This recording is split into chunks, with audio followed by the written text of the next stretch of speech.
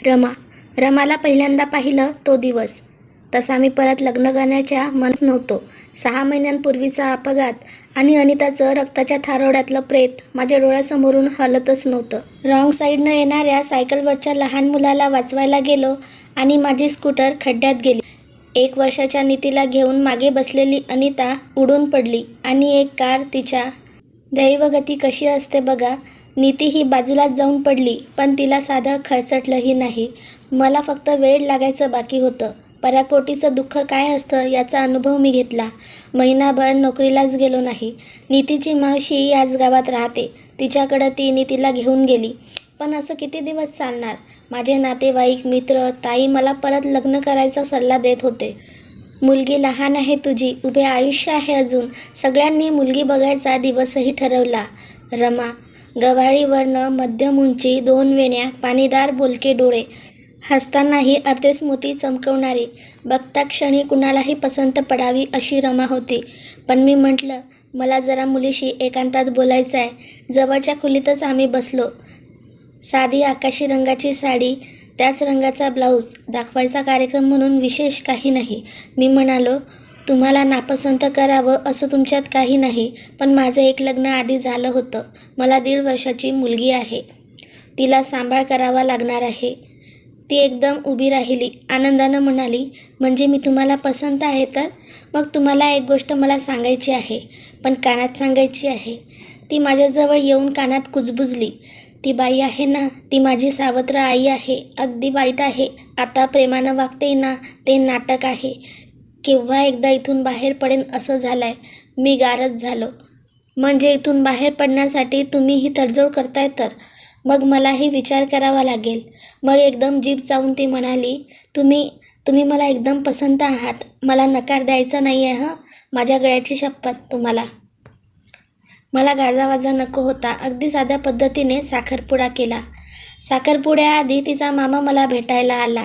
डोळ्यात पाणी आणून मला म्हणाला, माझी भाची सरळ आहे, निष्पाप आहे. तिची आई म्हणजेच माझी बहीण काविळीनं गेली. रमा तेव्हा 3 वर्षांची होती. तुमचं आता होतंय असंच लग्न तिच्या बाबांनी केलं.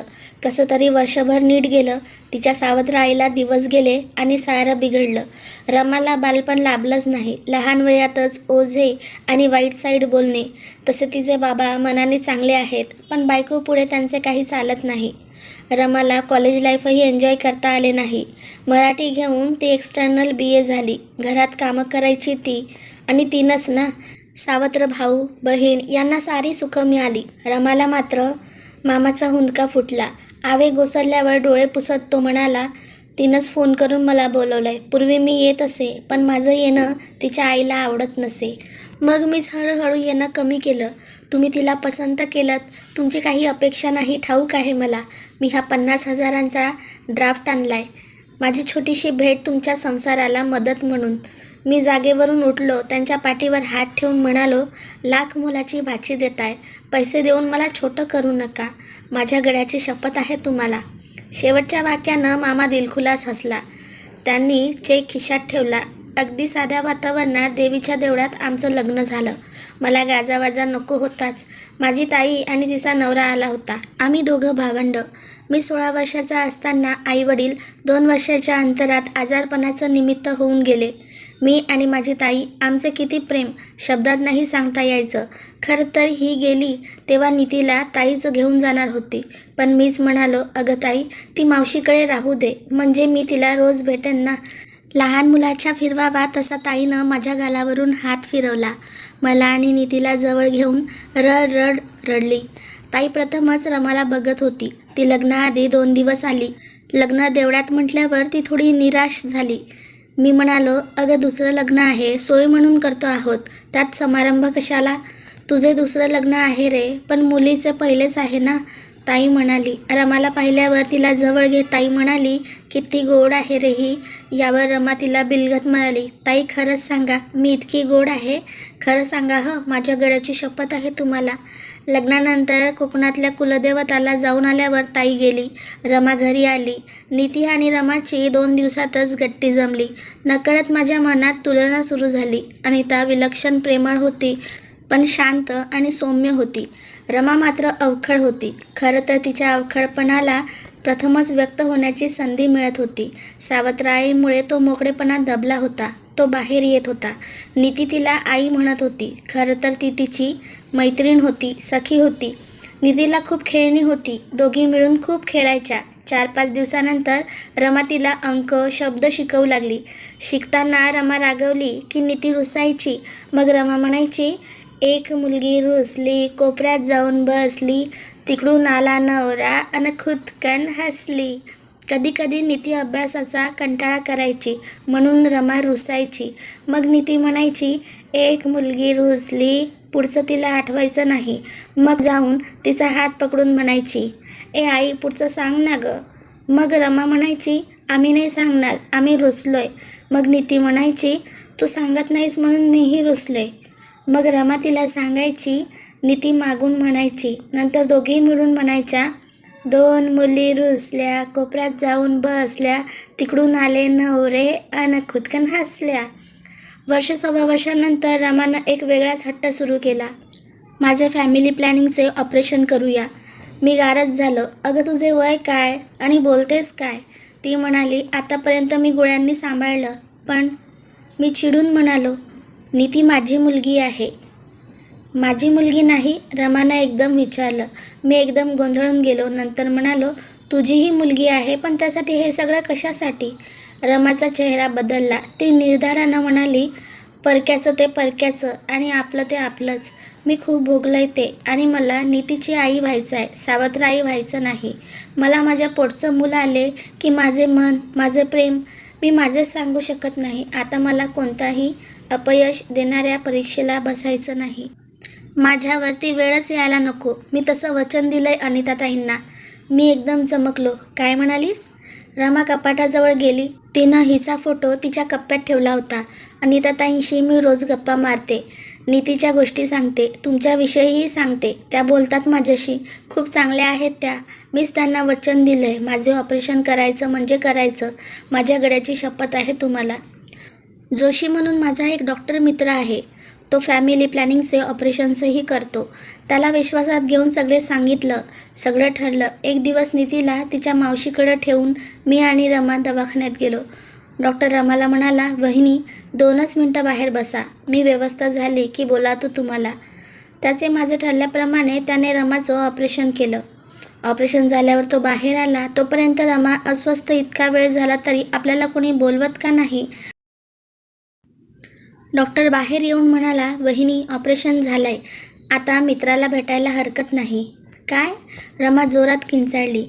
जोशी काहीच बोलला नाही. रमा पाय आपटत आत आली. नाही, कायमची गट्टी फू.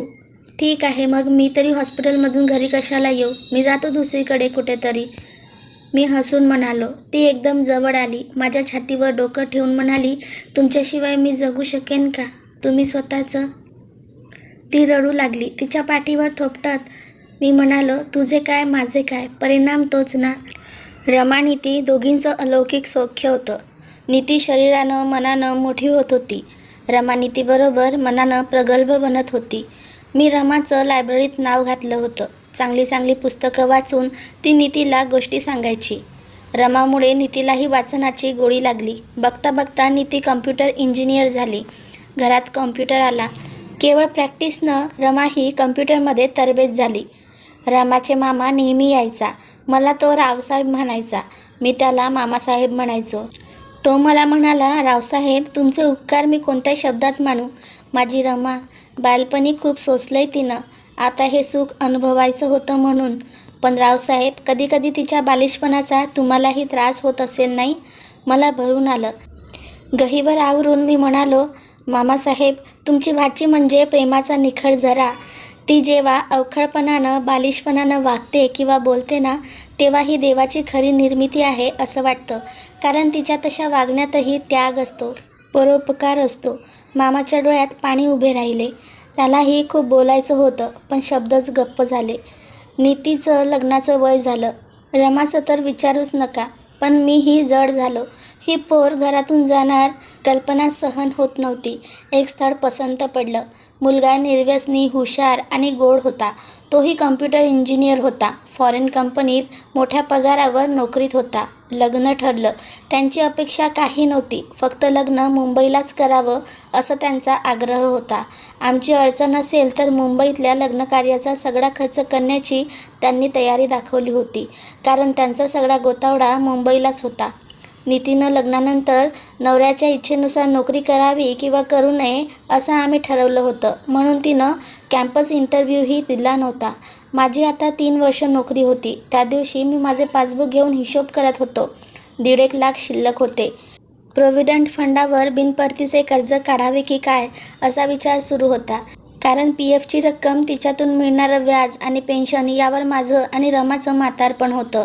माझी आकडेमोड सुरू होती. मुंबईत लग्न म्हणजे 3.5-4 लाख खर्च. शिवाय आमची हौस म्हणून नीतीला. पुन्हा मला भरून आलं. मी पासबुक मिटलं, डोळे मिटून गप्प बसलो. रमानं माझ्या खांद्यावर हात ठेवला तेव्हा भानावर आलो. रमाने माझ्या गालावरून ओघळणारे अश्रू पदरानं पुसले. तुम्हीच असं करणार असाल तर मी काय करायचं?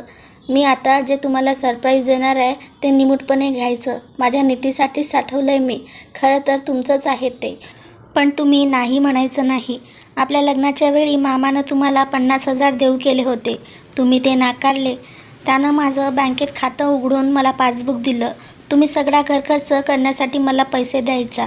दरमहा मी उरलेले पैसे बँकेत भरायची. मोठी रक्कम झाली की मुदत बंद ठेव करायची. तिनं माझ्यासमोर पावत्या आणि पासबुक ठेवली. 4.5 लाख जमले होते. माझ्याजवळ शब्दच नव्हते. डोळ्यातून अश्रू गळू लागले. प्रेमानं मला जवळ घेत रमा म्हणाली, माझ्या गळ्याची शपथ आहे तुम्हाला, असं रडायचं नाही. खूप थाटामाटात आपल्या नीतीचं लग्न करायचं. पण खरं सांगू, नीती सासरी जाणार या कल्पनेनं मीही, असं म्हणून तीही रडू लागली. नीती सगळे ऐकत होती. तिलाही राहावलंच नाही. तीही आम्हा दोघांना येऊन बिलगली. तिनेही आपल्या अश्रूंना वाट मोकळी करून दिली. धन्यवाद. मित्र आणि मैत्रिणींनो, तुम्हाला जर आजची कथा आवडली असेल तर प्लीज व्हिडिओला लाईक करा, शेअर करा, कमेंट करा आणि चॅनलला सबस्क्राईब नक्की करा. धन्यवाद.